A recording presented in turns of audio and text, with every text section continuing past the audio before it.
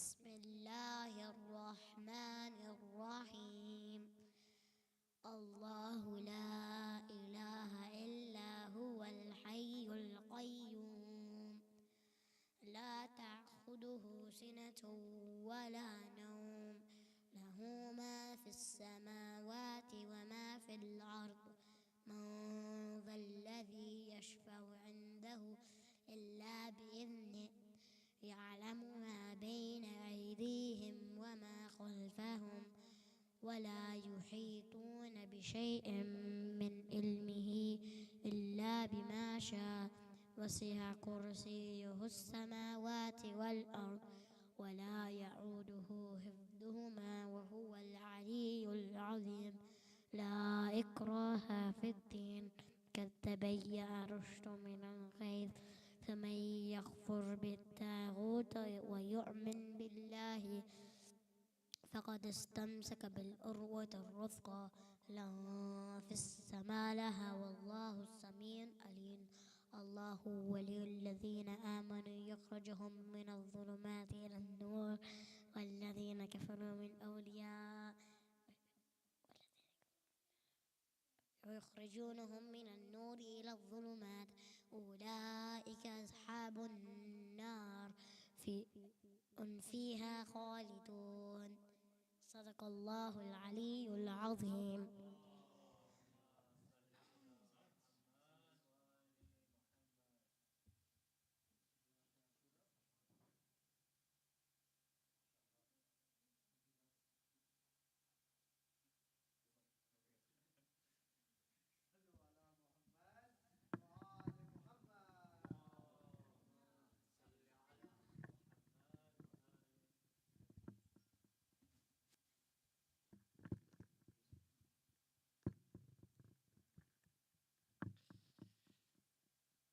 صلوات.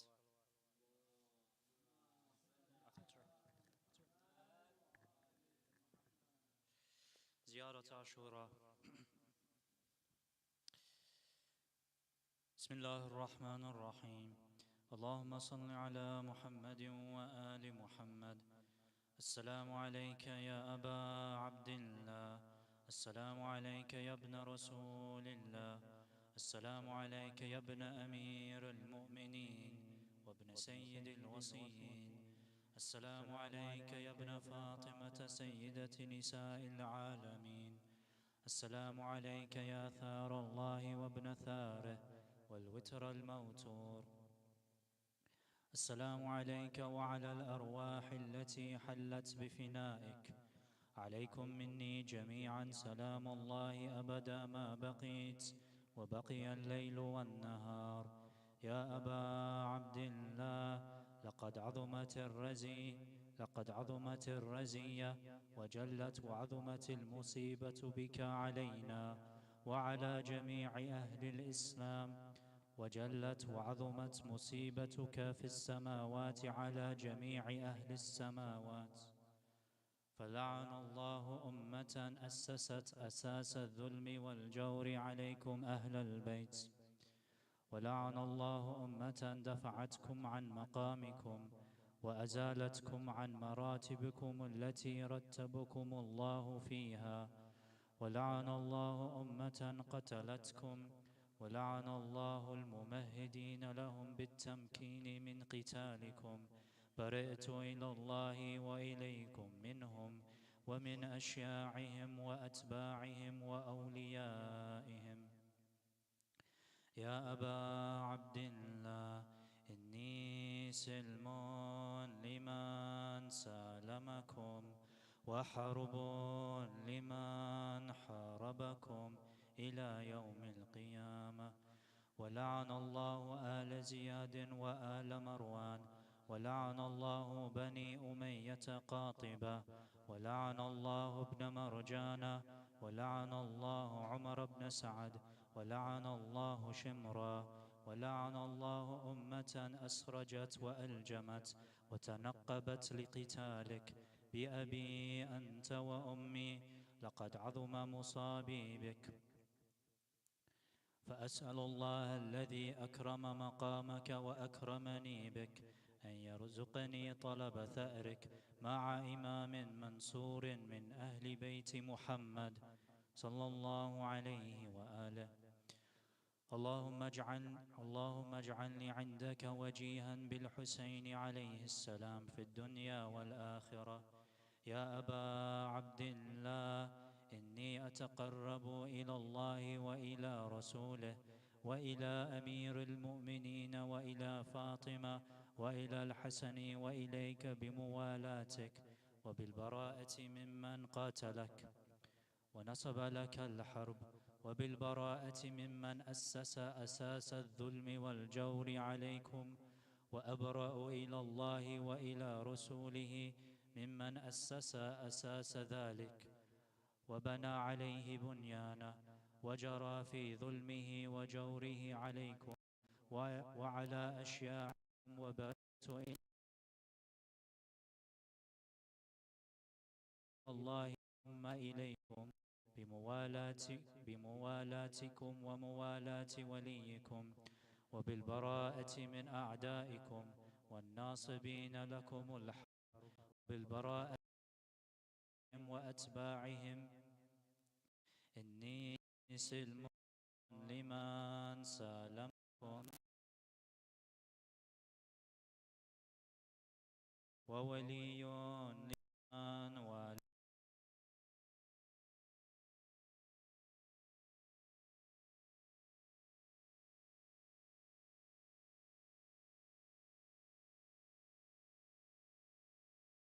أوليائكم، ورزقني البراءة من أعدائكم، أن يجعلني معكم في الدنيا والآخرة، وأن يثبت لي عندكم قدم صدق في الدنيا والآخرة، وأسأله أن يبلغني المقام المحمود لكم عند الله، وأن يرزقني طلب ثأركم مع إمام هدى ظاهر ناطق بالحق منكم.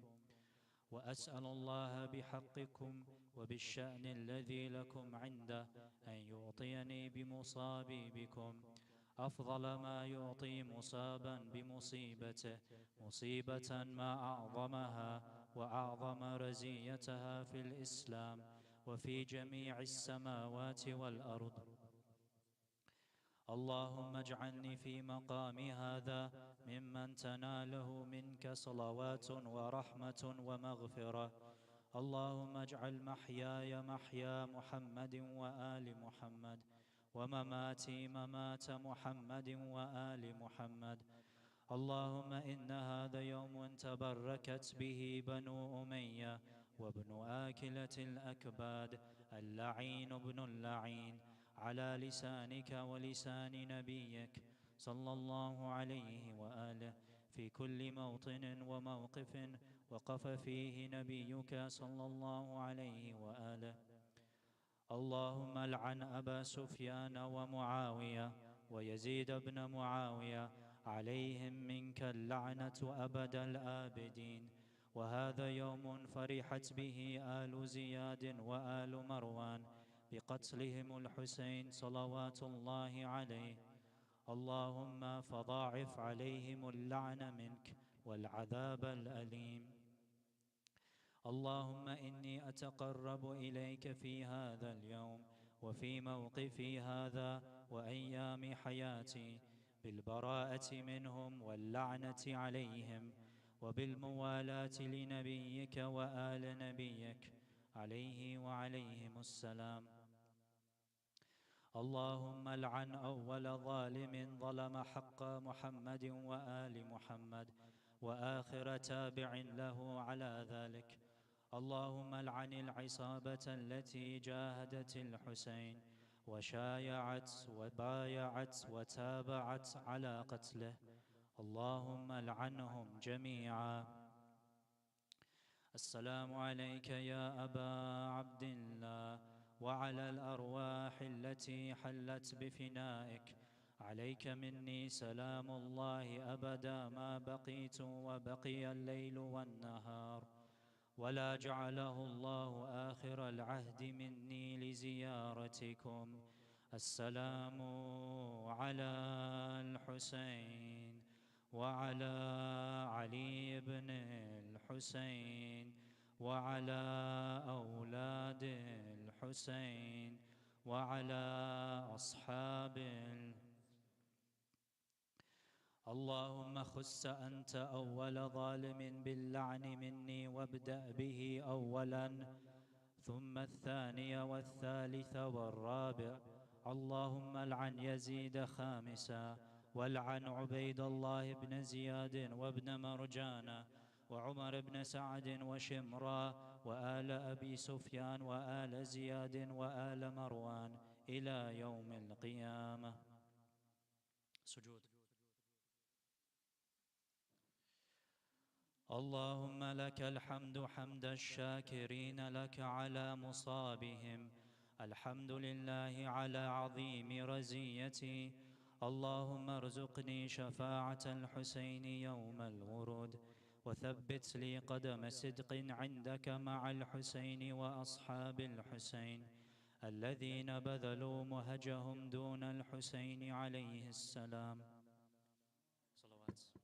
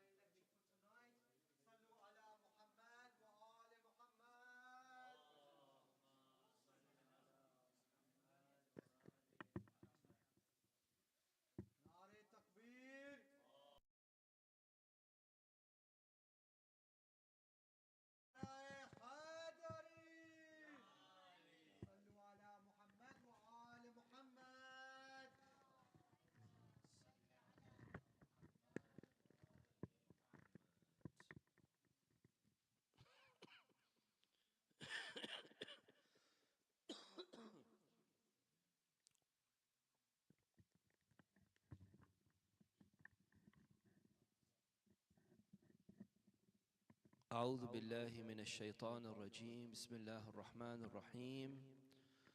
الحمد لله رب العالمين، وأفضل الصلوات وأتم التسليم على سيدنا ونبينا وحبيب قلوبنا وطبيب نفوسنا وشفيع ذنوبنا سيدنا أبي القاسم المصطفى محمد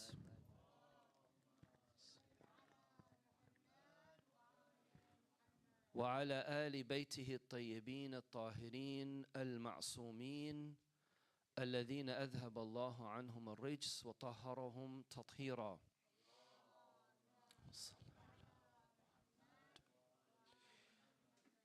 Continuing on with our discussion on understanding the starting points for the uprising of Imam Hussain and trying to get a broader understanding of the that Imam Hussain alayhi salam started this movement.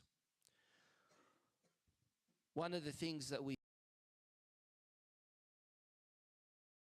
the starting points and get a proper understanding, Zain, can you, and get a proper understanding through the very statements and words of Sayyid al-Shuhada alayhi salam himself. Thank you, Ilyas. Is that cold water or?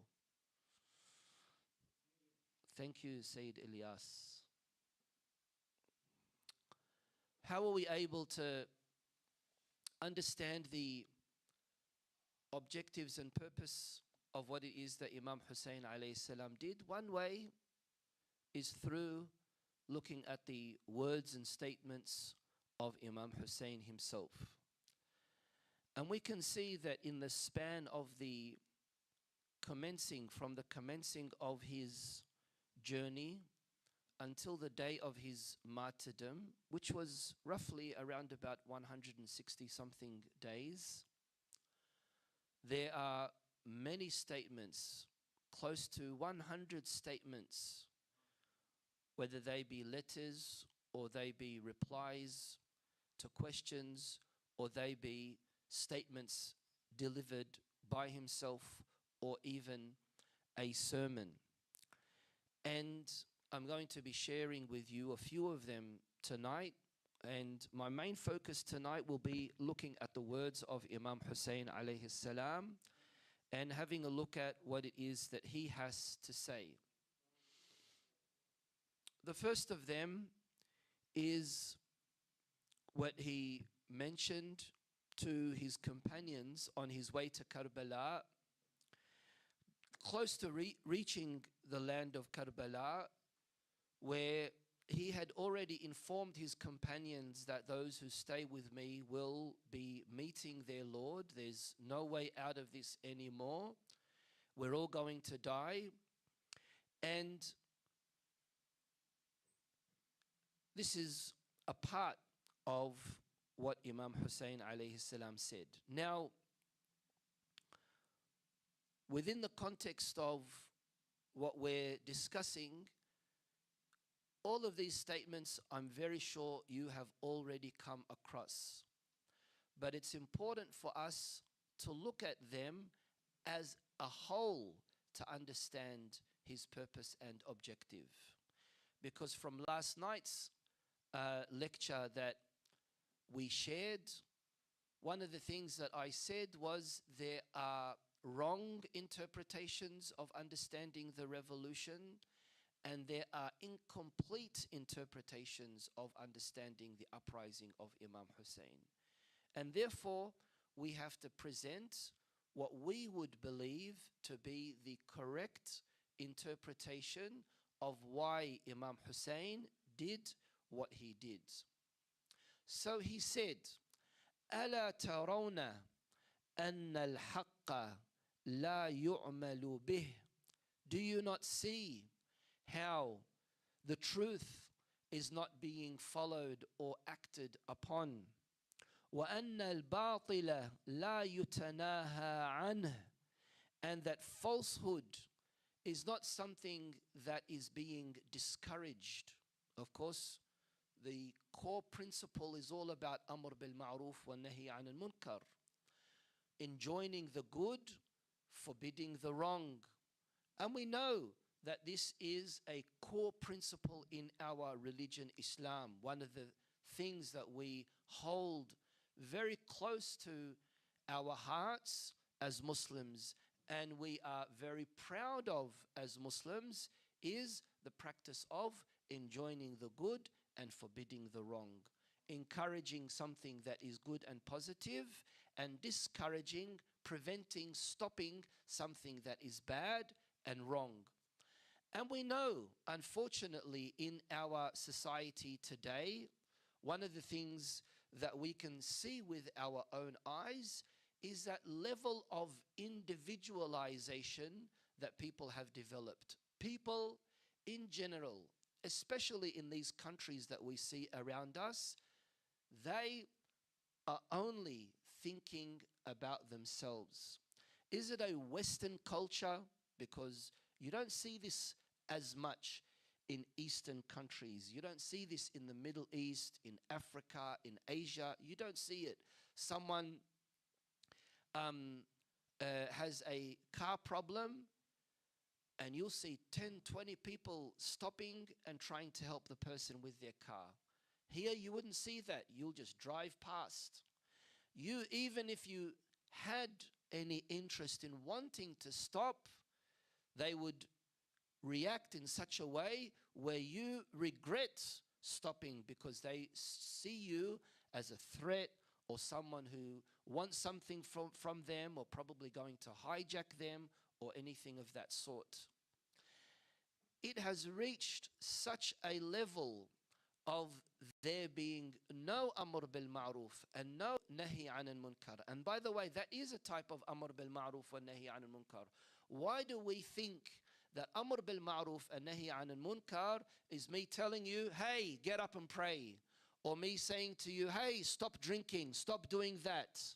Why do we think that is the only understanding of Amr bil Ma'ruf and Nahi an al Munkar? So much so that there are organizations that have been abandoned and removed because they became so notorious and started to develop a very bad reputation, like Hayat al-Amr bil-Ma'ruf wa Nahi an Munkar in Saudi Arabia. Because of how intimidating they were, how rigid they were, but sometimes some people need that. How many times do you need to tell one person what they are doing is wrong? How many times do you need to tell them? I'm telling you, it's wrong, it's haram, stop doing it. I've told you once, I've told you twice, I've told you 10 times. Where is it going?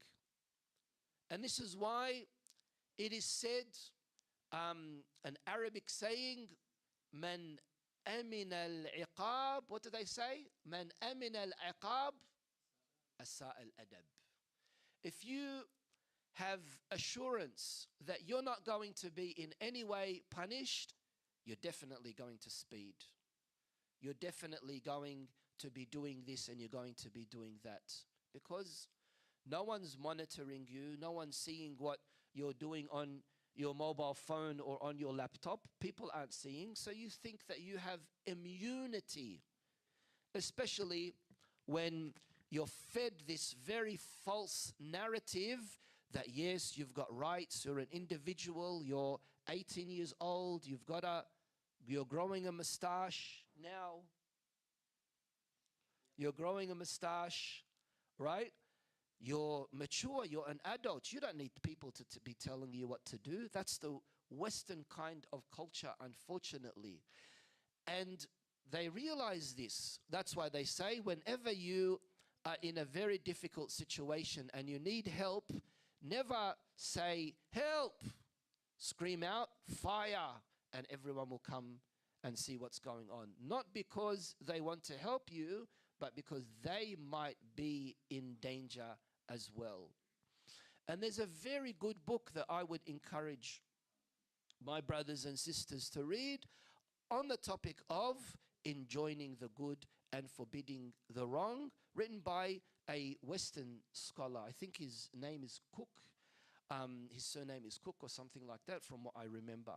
And he explains it very, very clearly that one of the foremost positive characteristics of the religion Islam is the concept of enjoining the good and forbidding the evil, forbidding the wrong. And that's what we do. What we're doing right now is Amr bil Ma'ruf wa Nahi an al-Munkar. You sitting down is a type of Amr bil Ma'ruf wa Nahi an al-Munkar. You speaking to someone about their personal life is a type of Amr bil Ma'ruf wa Nahi an al-Munkar. You helping someone cross the road is a type of Amr bil Ma'ruf. It's Ma'ruf, and it's also you staying away from Munkar, and you somehow encouraging or spreading the message of goodness and peace among each other. And that's a very good thing. And that's why when it comes to one of the methods of how we raise ourselves and raise those who are around us, we also try as much as we can to intervene at times, to step in at times, to say to the people who are around us, whether they be related to us or not related to us, our fellow brethren, our fellow Muslims, even if they are not Muslim, say to them, hey, cut down on spending that much money on the pokie machine. You're wasting all of your money. What are you doing, my friend, my colleague? These kind of things, it goes a long way, even though in a lot of times, unfortunately, it falls on deaf ears. And even though some people, words don't affect them, it's either imprisonment or if we were somewhere else, there will be some whipping, right? Which would get them to start waking up and realizing and listening that, hey, you know what? Now I understand. This is where we have to remember when Imam Hussain alayhi salam mentions Amr bil Ma'ruf and Nahi an Munkar so frequently during his journey towards Karbala, It is something that was being buried during the time of Bani Umayyah. It's something that was systematically being eradicated through those who wanted to take control of the Muslim Ummah and direct the Muslim Ummah in such a way that would be far away from the true spirit of Islam. And this is again why, as I will be mentioning, and as I mentioned last night, Imam Hussain alayhi salam said, if we don't do anything about it, we're going to have to say goodbye to Islam. ألا ترون أن الحق لا يعمل به وأن الباطل لا يتناهى عنه ليرغب المؤمن في لقاء الله. The situation has become so bad that no one is enjoining the good and no one is discouraging and forbidding the wrong. The believers now wish that they were dead. ليرغب المؤمن في لقاء الله محقا. محقا here of course means being on the true path. فإني, because we should be meeting God, because فإني لا أرى الموت إلا سعادة. I see death in no way other than happiness. ولا الحياة مع الظالمين إلا برما. And living with the oppressors is nothing other than misery. Barama, baram means in Arabic means grief, sorrow, anguish, misery. Imam Hussain alayhi salam, he's saying life with oppressors is a life of misery. What's the point? And then he says, Inna nasa abidu dunya. People, unfortunately, have become slaves of this world. Abidu dunya. Pursuing only their lusts. Have no care about their culture, their heritage, their background, their religion, their family values. No. In a lot of cases, as I've mentioned before, even ashamed of the most basic of things, like what they eat. They overeat Vegemite, trying to prove a point that they're Aussier than the Aussie boy. And again, if you remember what I said, who likes Vegemite here? Again, if you remember what I said a few nights ago, the problem that we are facing is the identity crisis. The identity crisis. Inna nasa abidu dunya. I'm sure you've all heard this from Imam Hussain alayhi salam. People are the slaves of this world. وَالدِّينُ لَعِقٌ عَلَى أَلْسِنَتِهِمْ. And religion for them is like licking your lips. What does that mean? It means for them it's superficial. Religion is superficial. Religion carries no weight in their life. They don't really see things through the eyes of religion. For them, the case of religion is never a matter of it being their fundamental personality or their fundamental identity. Also, al-dinu la'iqun ala al-sinatihim means that there are some people who might act religious, but for them it doesn't go more than their tongue. It doesn't exist anywhere in their actions or in their conduct.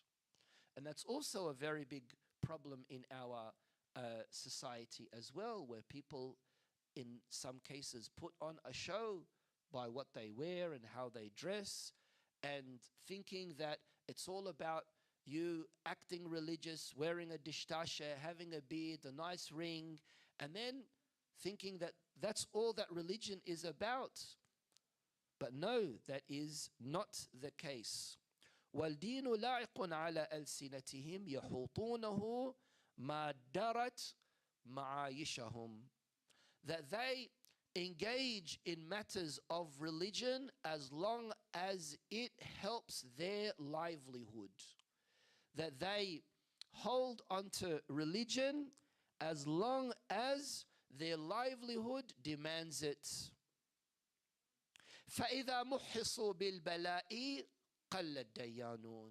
But when you're tested, when you as a quote-unquote religious person, you're tested, religious people become very, very scarce. The truly religious will become or are very, very few. And this is unfortunately the reality of how we see many aspects of our own society. And this was something that Imam Hussain alayhi salam said exclusively to his companions.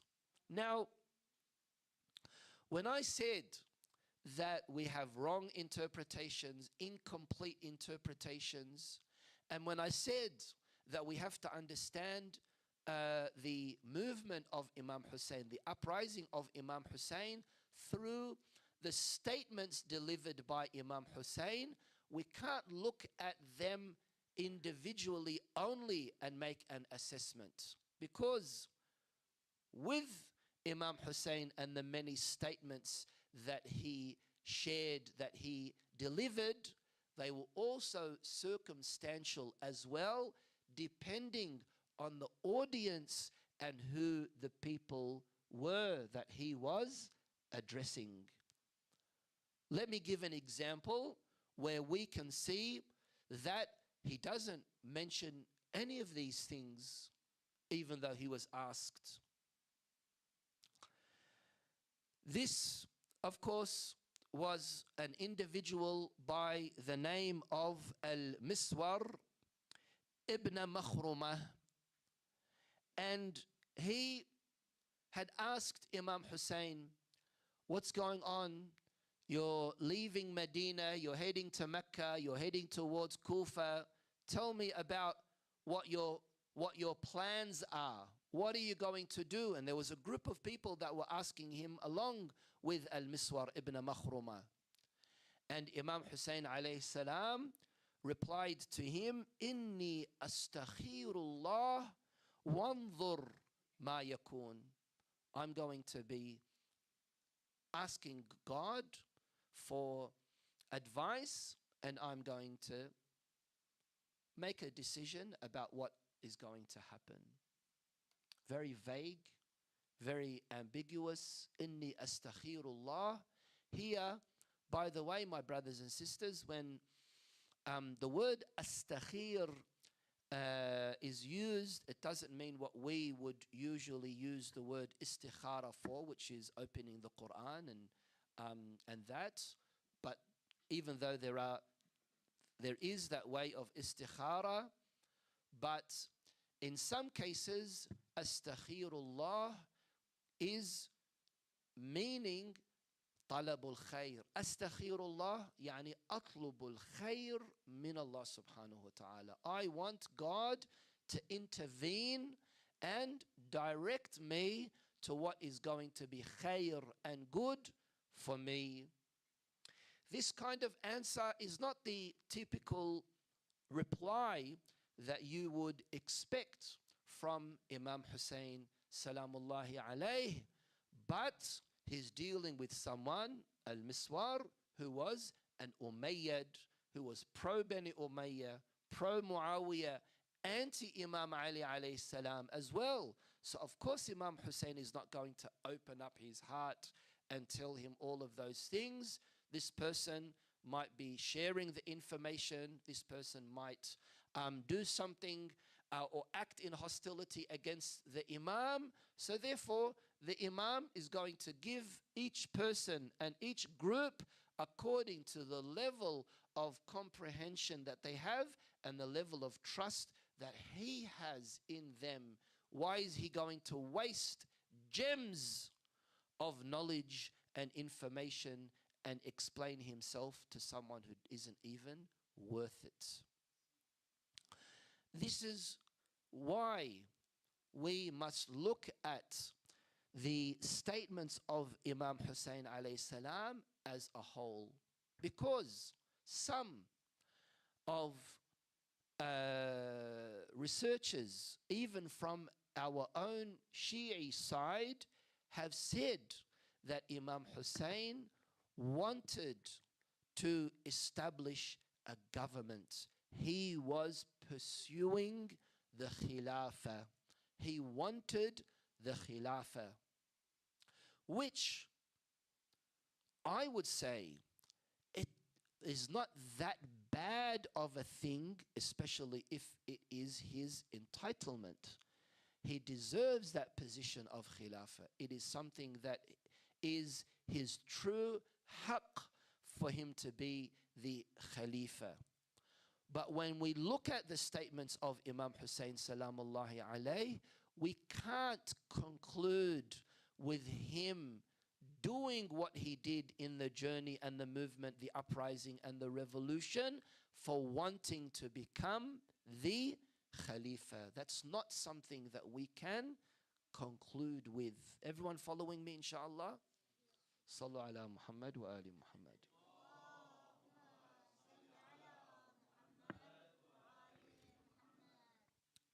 So, another starting point that we can use from this, in Canberra they don't have like microphone stands, like you don't have Temu here or Amazon, Ruhan? Can someone donate $5 to buy a new one of these? How much would this cost? How much? All right, can you go on Amazon and buy one, Musa? Or I'll pay half. So annoying, keeps on moving up and down. From where? Oh. Engineer sub. Thank you so much. You saved our $5. Sallu ala Muhammad wa ali Muhammad.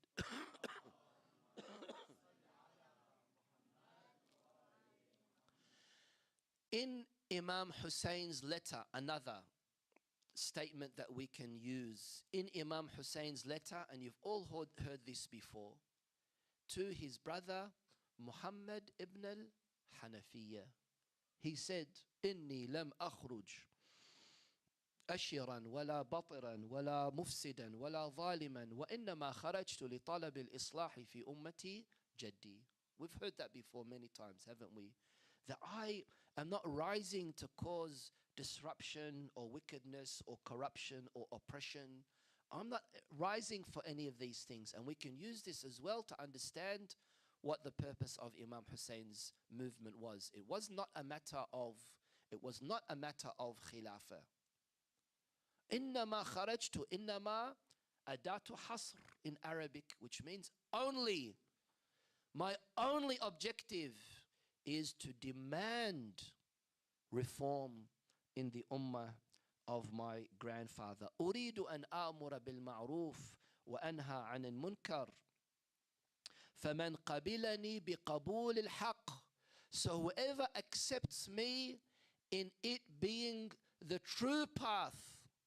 Why did Imam Hussain say بقبول الحق? Because he's saying, hey, don't come with me, don't follow me because of who I am, because of me being the grandson of the Prophet, or because I am from Bani Hashim. Don't do that. You follow me, you accept me بقبول الحق, by accepting what the truth is. فمن قبلني بقبول الحق فالله أولى بالحق. Because if you are going to be accepting me because it is the true representation, it is only because of it being Allah subhanahu wa ta'ala who is awla بالحق ومن رد علي هذا, and whoever rejects me, أصبر, I will be patient, حتى يقضي الله بيني وبين القوم بالحق, until Allah subhanahu wa ta'ala arbitrates between me and between the group. وهو خير الحاكمين, and he is the best of judges.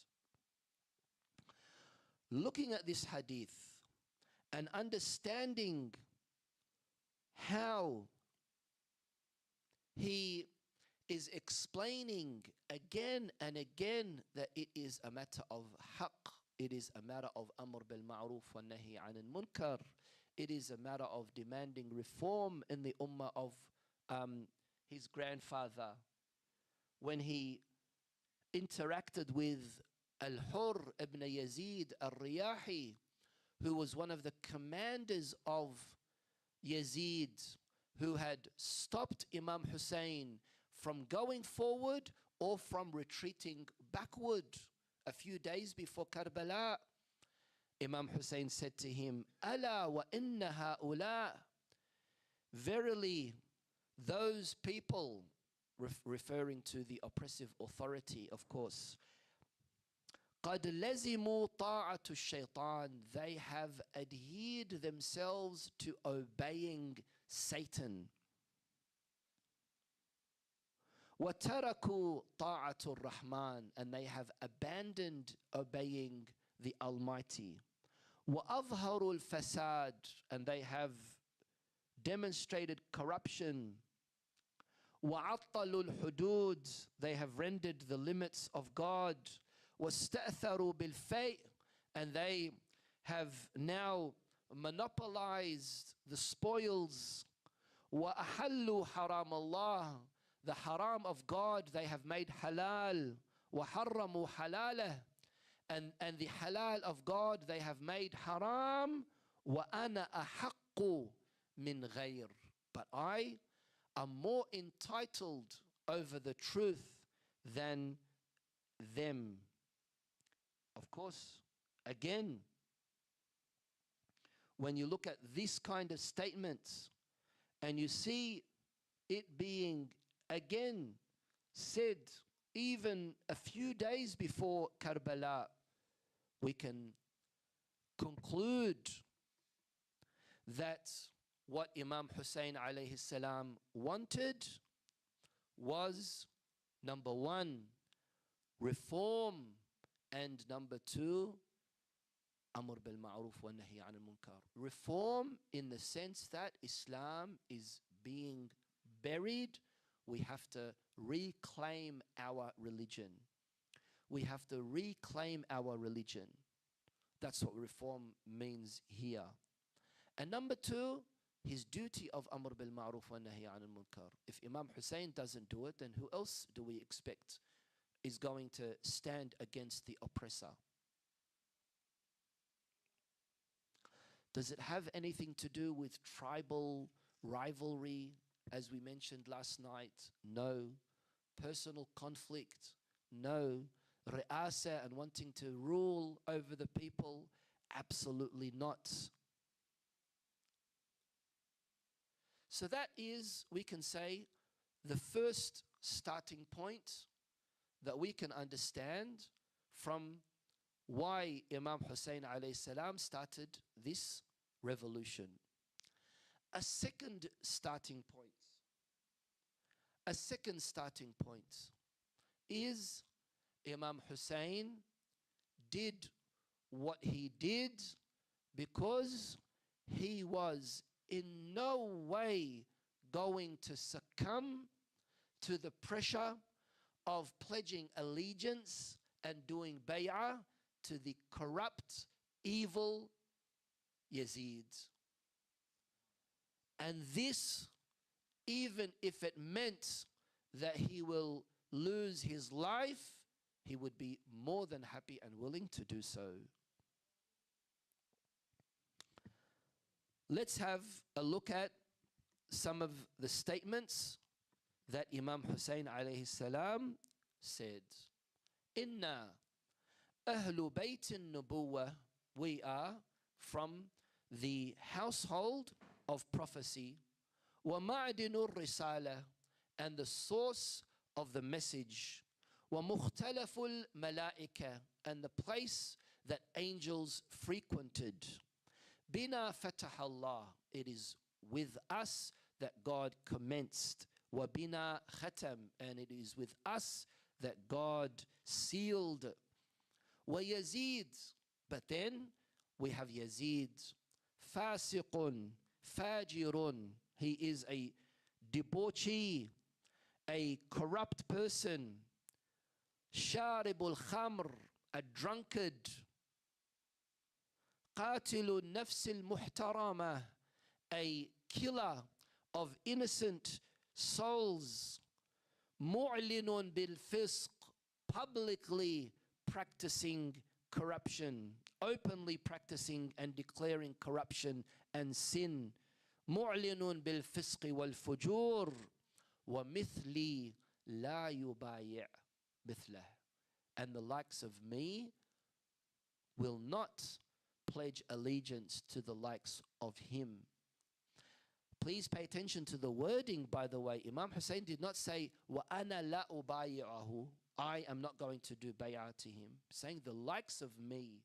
Yani anyone who has that position of faith and religiosity and is against corruption, against evil, against oppression, the likes of me, is never going to do pledge allegiance to the likes of him. وَمِثْلِي لَا يُبَايِعْ مِثْلَهُ.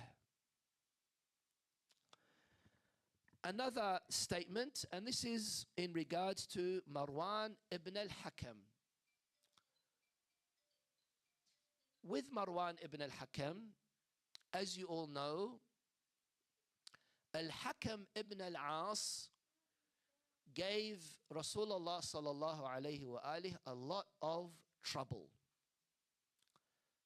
in Mecca and in Medina as well. Rasulullah sallallahu alayhi wa alihi decided to exile Al-Hakam ibn al-As. No one dared to bring him back after he was excommunicated from the Muslim Ummah. No one dared to bring him back, not during the first Khilafah, not during the second Khilafah, but during the third Khilafah, Uthman ibn Affan, after a lot of pressure from the Umayyads, finally brought Marwan and the Marwanis back into Al-Madinah Munawwara. And that's why we also curse Ala Marwan. So, here, Marwan, who was, of course, very audacious and had nothing other than hatred to Ahlul Bayt, he had an interaction with Imam Hussain alayhi salam. He said, Ya Aba Abdullah, inni laka nasihun fa'ati'ni.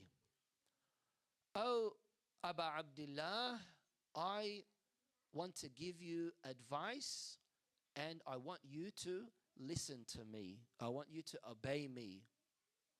Imam Hussain alayhi salam said, وَمَا ذَاكَ قُلْ وَأَسْمَعْ. What is it that you have to say? Say it and I'll listen. فقال Marwan ibn al-Hakam ibn al-As. Marwan said, إني أرشدك لبيعة Yazid. I advise you, I guide you, I direct you to pledging allegiance with Yazid. فإنها خير لك. It's the best for you. في دينك, for your religion, for the sake of your religion. وفي دنياك, and for the sake of your dunya as well. فاسترجع الحسين. استرجع الحسين basically means Imam Hussain alayhi salam said, Inna lillah wa inna ilayhi raji'un. Istarja'a is to say, Inna lillah wa inna ilayhi raji'un, because it's in reference to returning back to God. فاسترجع الحسين وقال إنا لله وإنا إليه راجعون وعلى الإسلام السلام. We have to say goodbye to Islam. إذا بليت الأمة, if the ummah is going to be inflicted براع, with a leader, مثل يزيد, the likes of Yazid. We have to say goodbye to Islam if the ummah is going to be led like by the likes of Yazid. Then Imam Hussain said very harshly very sternly to Marwan, knowing what Marwan is, because Marwan had brought a group of people and they were ready for some fighting.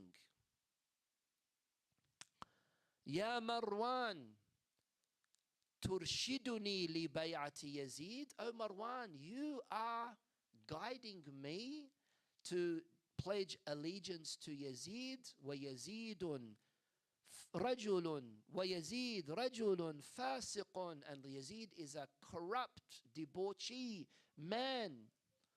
لقد قلت شططا من القول, you have said the worst, most blundering of statements. ولا ألومك, I don't blame you, I don't blame you. فإنك لعين, because you have been cursed by Rasulullah, of course. فإنك اللعين الذي لعنك رسول الله, the messenger of God cursed you. وأنت في صلب أبيك, while you were in the loins of your father. Yani, that means that Rasulullah cursed Marwan, and Marwan was not yet even born.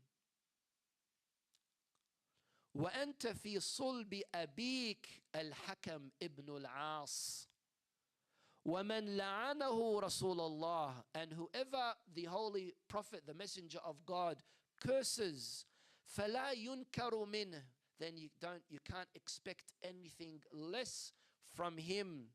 And يدعو لبيعة يزيد, for him to be inviting people to pledge allegiance to Yazid. إليك عني يا عدو الله, go away, O enemy of God. إليك عني يا عدو الله. فإنا أهل بيت رسول الله, we are from the household of the Messenger of God. الحق فينا ينطق على ألسنتنا, truth is with us and it is declared through what we say. وقد سمعت جدي رسول الله, and I heard my grandfather, the Messenger of God, يقول, say, الخلافة محرمة على آل أبي سفيان, that Khilafah is haram for the lineage of Abu Sufyan. الطلقاء, الطلقاء, what does الطلقاء mean? الطلقاء are those who, after the conquering of Mecca, still refused to accept Islam. You know how the Holy Prophet ﷺ was in Mecca, then he was forced to migrate to Medina, and then he went back and he conquered Mecca. There were those who resisted, those who were killed. Of course, there were not those who were killed, because the conquering of Mecca was without spilling one blood drop. Yes, sorry, I made that mistake, but I remember now. The conquering of Mecca, the beauty of the conquering of Mecca was that there was no blood spilled with the conquering of Mecca, but there were those who refused to accept Islam. And Rasulullah sallallahu alayhi wa said, you've got a few choices. Number one, accept Islam. Number 2, leave Mecca. Number 3, go and have a look at the polished sword of Dhul Fiqar held by Imam Ali alayhi salam. So those who said we're not going to lose our status and our position, Abu Sufyan and others said, all right, we're just going to accept Islam. They were referred to as al-tulaqa. And the reason why they were referred to as al-tulaqa, because they did not wholeheartedly accept Islam. But because it was circumstantial for them, they didn't want to lose their status and their position in Mecca, they accepted Islam. And they were the ones that created, the tulaqa were the ones that created so many problems for the Muslim Ummah after that. At-tulaqa, abna'u at-tulaqa, children of at-tulaqa.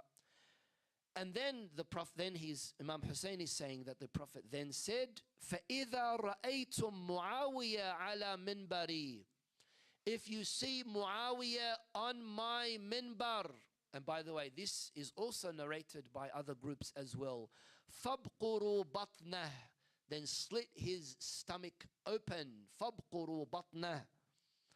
وَلَقَدْ رَآهُ أَهْلُ الْمَدِينَةِ عَلَى مِنْبَرِ رَسُولِ اللَّهِ فَلَمْ يَفْعَلُوا بِهِ مَا أُمِرُوا.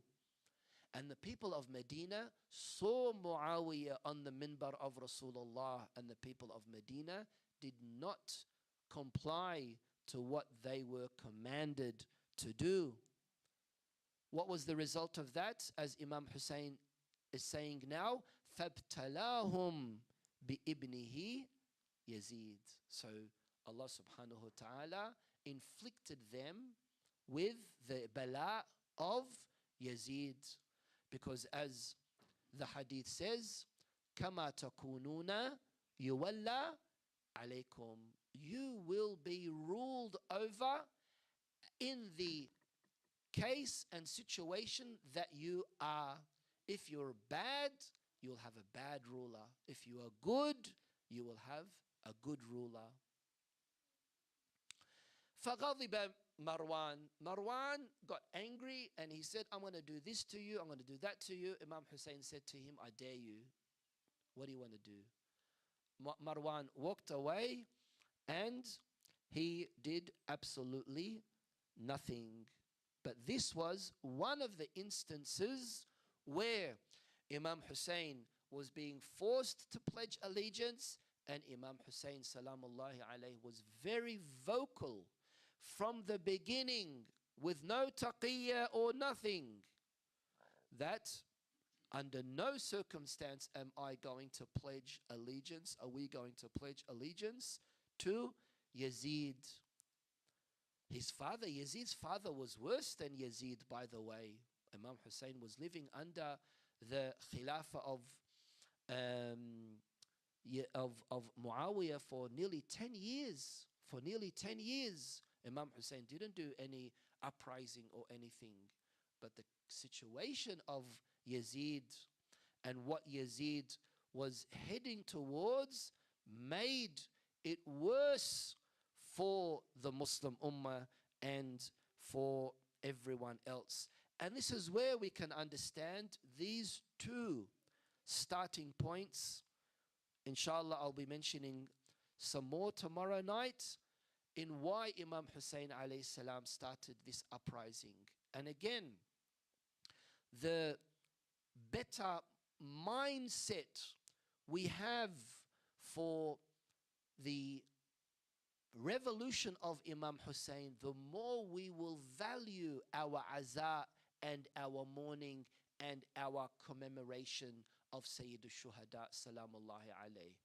The more comprehensive we are in developing that stronger, firmer grounding for our belief system in knowing the values of Ashura and Karbala, the more we will appreciate our participation in the majalis of Imam Hussain alayhi salam. It is not just a matter of emotional reaction, as I've mentioned before, but something that is very core, very fundamental to us, especially in what it produces.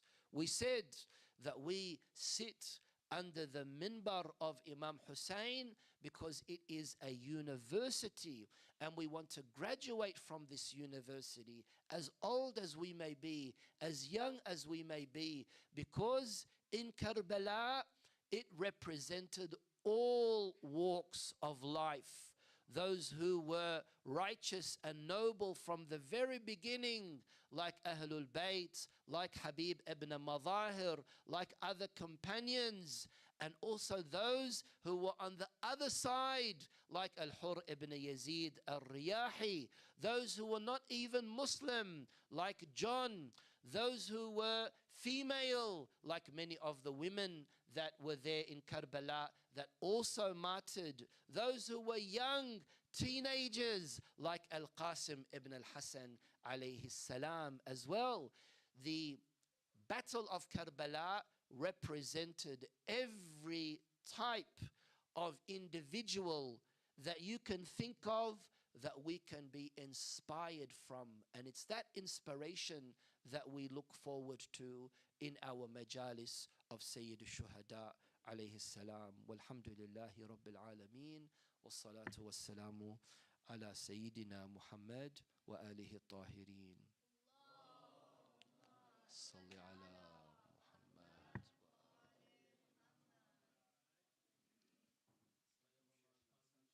Wa asma'akum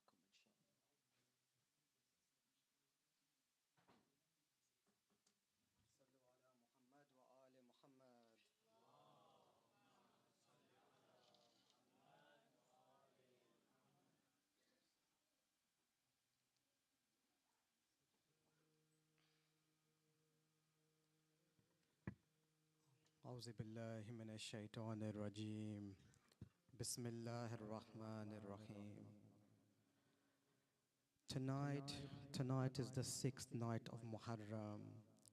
Last night we cried for the sons of Zainab.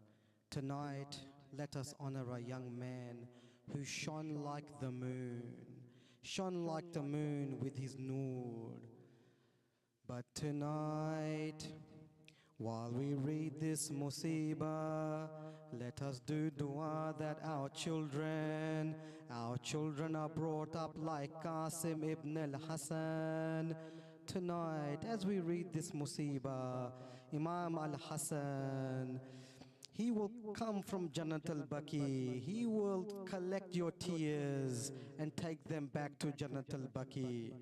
But tonight, we remember something so difficult that I cannot imagine what Sayyida Fatima, what she felt when she saw her son have to collect the severed pieces of his Qasim. Yes, tonight, an old and weary uncle, our Imam, Aba Abdullah, he will use his abaya to collect the body of his dear Qasim. Tonight, let us honor that youth who said, death is sweeter than honey. Death is sweeter than honey. Death is sweeter than honey, because I will die fighting alongside you, oh my Imam, oh my Aba Abdullah. Before we start, take yourself to the silence of Baqi. A great alim narrated the following. He said, I once had a dream where I saw Imam al-Hasan and Imam al-Hussain in my dream. I saw both of them reading a musibah to each other. Ya Allah, Imam al-Hasan looking towards Aba Abdullah and them talking to each other. He says, my brother Hussein, is it fair? Is it fair that they poisoned me, but they beheaded you? Ya Allah, this breaks the heart. What was Imam al-Hussein's response? In a soft voice, he says, my brother Hassan, is it fair? Is it fair that I have many zawar that come to visit me, but there are none to visit you? He continues in his soft tone, Is it fair that I have a dhari on top of me, but you have a stone on top of you? Again he says to his brother, is it fair? Is it fair that my zawar can see an alam from afar, but they do not see anything near you? Is it fair? Is it fair that when my zawar come to meet me, they are welcomed, but none are welcomed when they visit you? Ya Allah, lower your heads, shed your tears, let your voices of crying be heard, so we can honor the Garib of Baki. Let your voices be heard, for what I tell you now was almost too difficult for the earth to hold. The day of Ashura, it has arrived, and the day has worn down to its most difficult hours. One by one, as a lamp is pinched dark between two fingers, the lights of the camp had gone out. The companions, the brothers, the sons, over the body of Ali al-Akbar, a father, he has folded himself like a wing that is broken and will not mend. And when he rose alone, and out of the last of the tents there came a boy.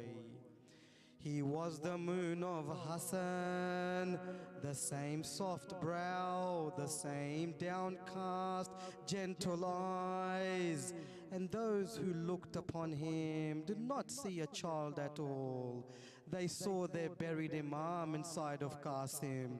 It's as if Imam al-Hassan had returned to the light of the afternoon, that he too might lay his blood upon Karbala. Do you know that the very sight of Qasim in his military uniform, it was enough to make Abu Abdullah cry? This was a difficult time for our Imam. Qasim held a soft spot in Abu Abdullah's heart. He approaches his uncle with softness, with courage, yet as if he knew the conversation would be tough to have. Qasim says, Ammu, oh dear uncle, oh Abu Abdullah, let me go to them, let me go and fight for you. At hearing this, Imam Hussain turns his face away. For how, my dear brothers and sisters, do the lips shape yes over the last child of a brother in the grave? He drew the boy against his chest. Look at this interaction. Abu Abdullah draws Qasim against his chest. This interaction breaks Imam al-Hussain, and the two of them start to cry until the very embrace starts to tremble. The poets say that Abu Abdullah clinged on to Qasim. Abu Abdullah clinged on to Qasim as if he was water and he were dying of thirst, unwilling to give up the one thing left to him of Hassan. He says, my son. He breathed into his hair. Abu Abdullah then, something that breaks the heart. He says something that breaks the heart. He says, oh Qasim, do you know how much I miss my brother? Do you not see that I am alone? My Hassan is not here with me. You remind me of him. You look just like my Hassan. You are an amana. He sits down with Qasim. He starts to cry and he says, you are all that your father has left me. How can I send you out? Qasim returns back to his mother. He says to her, oh dear mother, my uncle is not allowing me to go to the battlefield. What does his mother do? She points towards something that was around the neck of Qasim, that was given to Qasim when Imam al-Hassan was on his deathbed. She says, take this to Abu Abdullah, open it and show it to him, and do dua that he allows you to go to the battlefield. Bound upon it was a thread, a letter, sewn shut, kept away since the night his father lay dying. The dying Imam whispered then over a child too young to keep the words. Imam Hussain says, carry this, do not lose its not in your weeping for me, not in your longing, until a day arrives more bitter than all your days. When you see your uncle standing alone upon the plains, when you hear his call into the emptiness, is there none to help us? On that day, my Qasim, open it and do as your father bids you. Through the years he had carried it, through the night of the burial, through Medina and the long road and through the dust, and now with his uncle's cry still hanging in the air, Hal min nasirin yasurana. He broke the thread at last and bent his head, and then he went towards his uncle. What did the letter say? It was the words of Imam al-Hassan to his son Qasim. Let us read it together. Let's see what Abu Abdullah read that day. To Qasim, light of an eye that will be closed before you are grown. If this paper lies open in your hand, then I'm no longer with you. You are standing where I prayed with all my heart you would never stand. Do not seek me among the tents, my son. I am not there, yet I am with you. I was never anywhere but with you. A day will come, and it has come, when your uncle Hussein will be left the last man upon the plains. The water will be held from his mouth. His beloved will lie scattered about him like stars shaken from the sky. He will call out, and the desert will hand him back nothing but the echo of his own voice. On that day, my Qasim, be not sparing of your life. Do not weigh out your few years. Do not name yourself too small. Go to him, stand before him, and let the last blood of your father's house be poured at the feet of the master of the martyrs. I could not be there to shield him, my son, so I am sending you in my place. Go and tell him only this. Listen to the words of Imam Hussain, that Hassan has kept his word. The boy looked up from the page, and when Abu Abdullah, when he saw the words of his brother, as if reaching to him across the years and from the grave, he kisses the letter and he puts it over his eyes. He turns to Qasim. He presses his mouth to the boy's throat, and he says, Abu Abdullah says, "Oh my brother, oh my Imam," he said to the empty air, "even from beneath earth you have not forgotten me. Even from your grave you send me your dearest to die." Abu Abdullah gives permission to Qasim to go and fight. Imam Hussain, with his own two hands, the hands the angels lean down to kiss, he fastens the strap of the child's sandal. He lifts him to the saddle. Take yourself to Karbala. Stand alongside Imam al-Hussain as he watches his Qasim walk towards the battlefield. The moon of Hassan going towards the plains and into the dust of Karbala. Qasim makes such a stand. The young man has the blood of Amir al-Mu'mineen and Al-Mujtaba running through his veins. Then all of a sudden across the plains, as he is fighting, one of the straps of his sandal, they crack open. Imagine the scene. The young Qasim bends down. He tries to fix it. When an enemy comes forward and yells out, "Let me break the heart of Hussein," he strikes his head. Qasim falls to the ground, hurt but not yet killed. He yells out, "Oh uncle, come to me. Ya Ammu, come to me. Come to my aid." The historians mention something. They mention the way Abu Abdullah comes to Qasim's aid. They say it was like an eagle comes down. He severs the hand of the one who struck Qasim. In the commotion, something happens that breaks the heart.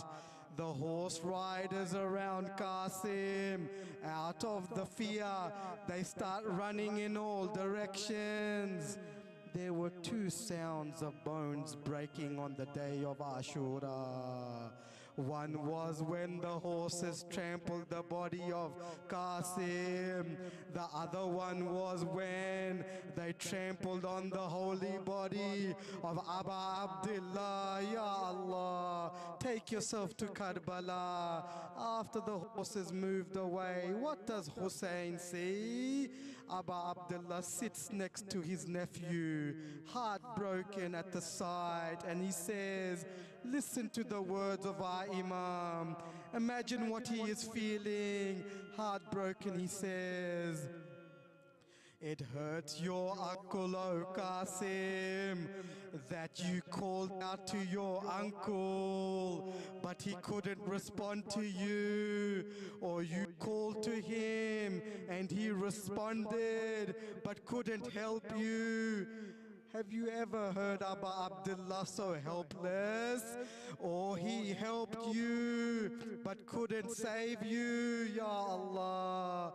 Imam Hussain tries to pick up the body of Qasim, but what happens? When he picks up the left side, the body of Qasim falls. When he picks up the right side, the body of Qasim falls. Abu Abdullah takes his abaya. He places it on the floor. Imagine the scene. He picks up the body pieces of his nephew. The poets say that Sayyida Fatimatu Zahra, she is standing on the plains of Karbala. She cannot bear to see. She cannot bear to see her son bending down to pick up the trampled body pieces of Qasim. Matam Hussain.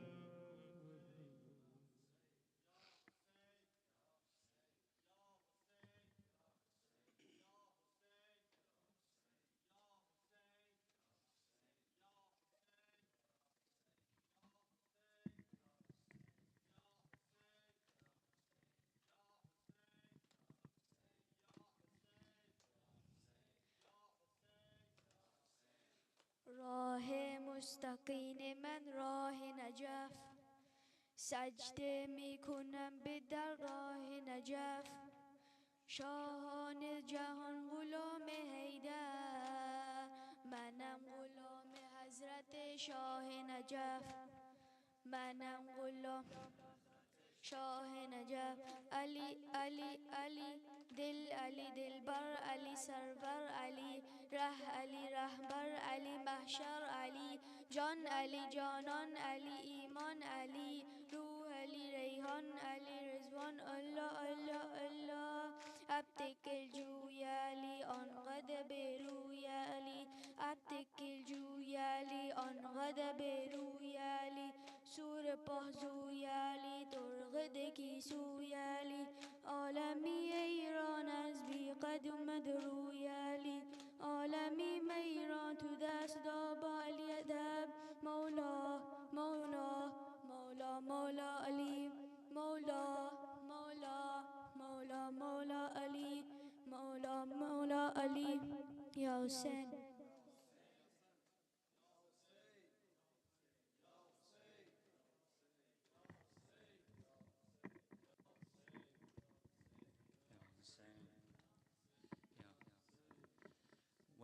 When we remember Imam Hussain, when we mention his name, do not take it lightly, for the remembrance of Imam Hussain is sacred.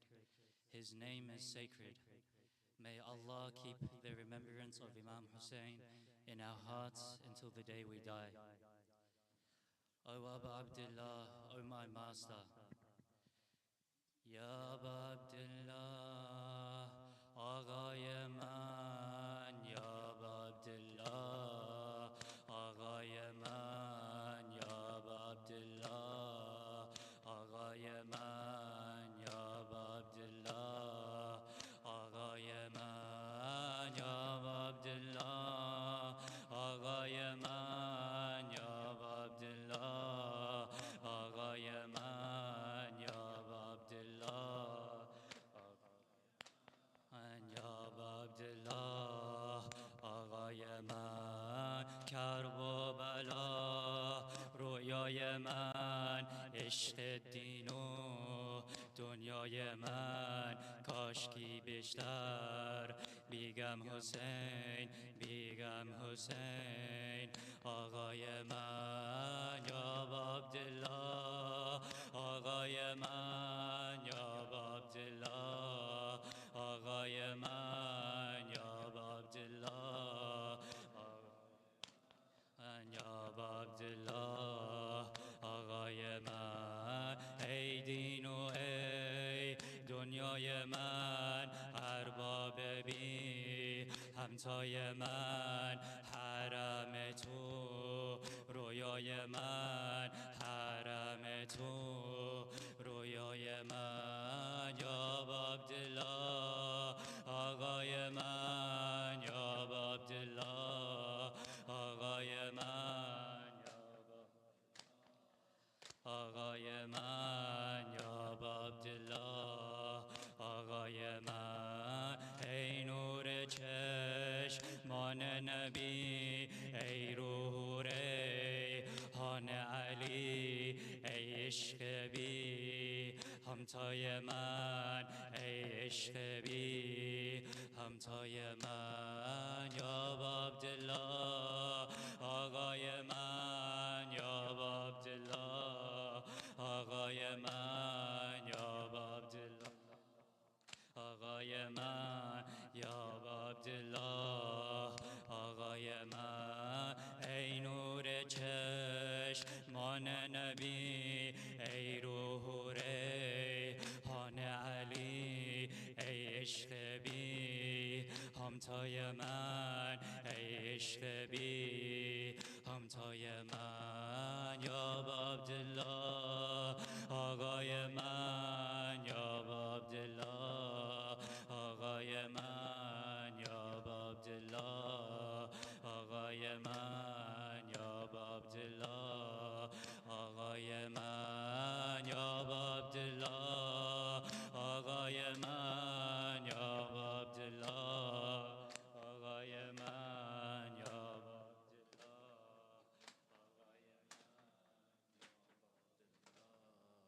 آقای من یا حسین یا حسین یا حسین یا حسین کربلا کربلا کربلا کربلا کربلا کربلا کربلا کربلا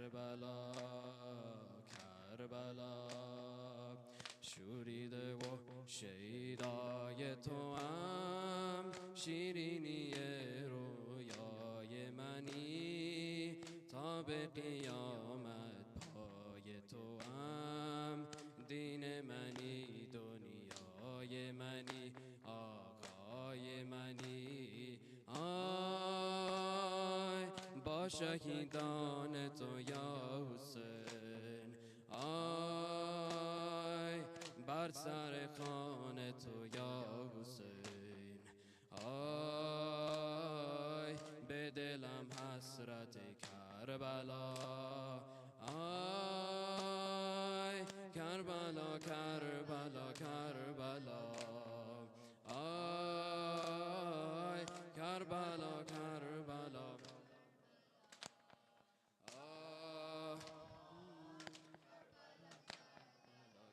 کربلا کربلا فانی در ذات احدی جان ابو فاضل مددی فانی در ذات احدی جان ابو فاضل مددی عاشق عشق ناب توام صاحب من ارباب منی آقای منی آقای منی آقای منی آی ساکین کربلا یا حسین آی خاک کوید شفا یا حسین آی به دلم حسرت کربلا آی کربلا کربلا کربلا آی کربلا کربلا کربلا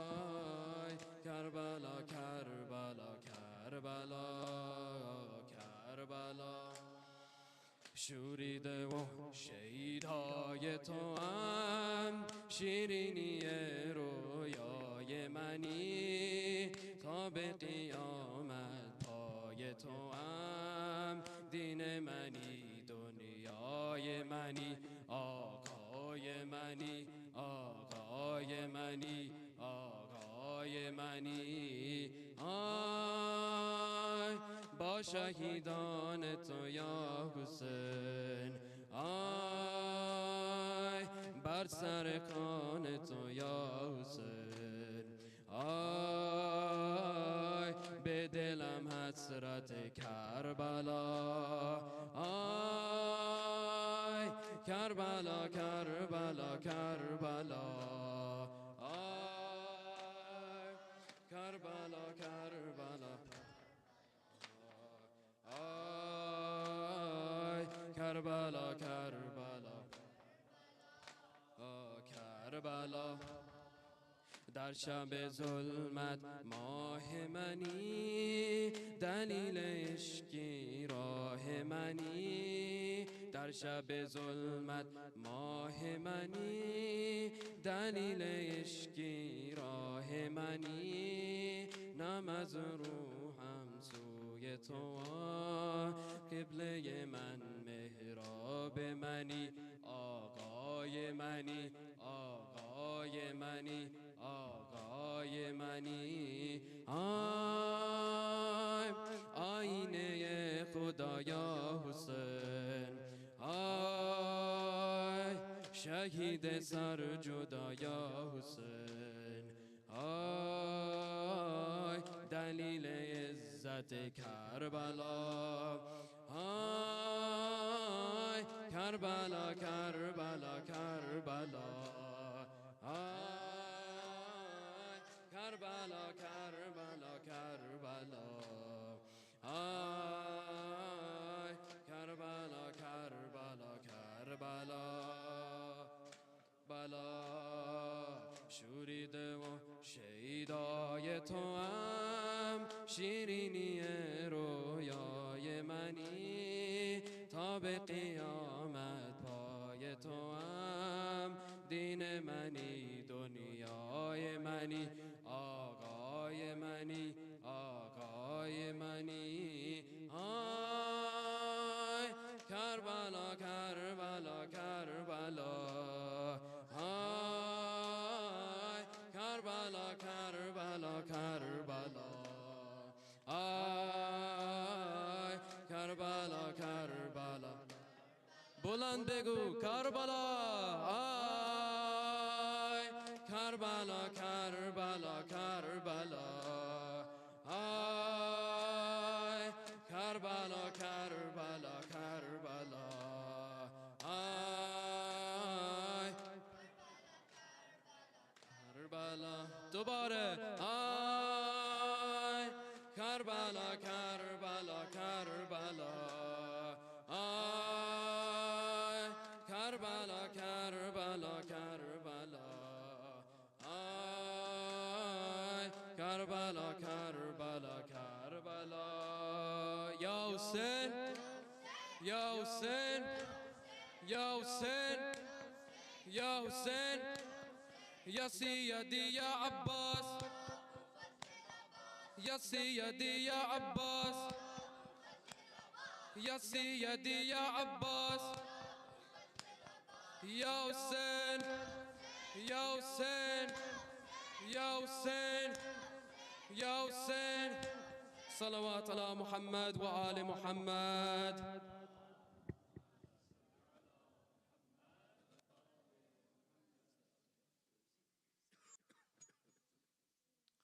بسم الله الرحمن الرحيم. السلام عليك يا حبيبي يا رسول الله.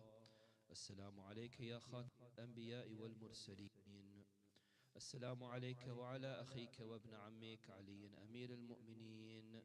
السلام عليك وعلى ابنتك فاطمة الزهراء الصديقة الشهيدة سيدة نساء العالمين. وعليك وعلى ولديك الحسن والحسين سيدي شباب أهل الجنة. السلام عليك يا أبا عبد الله. السلام عليك يا ابن رسول الله.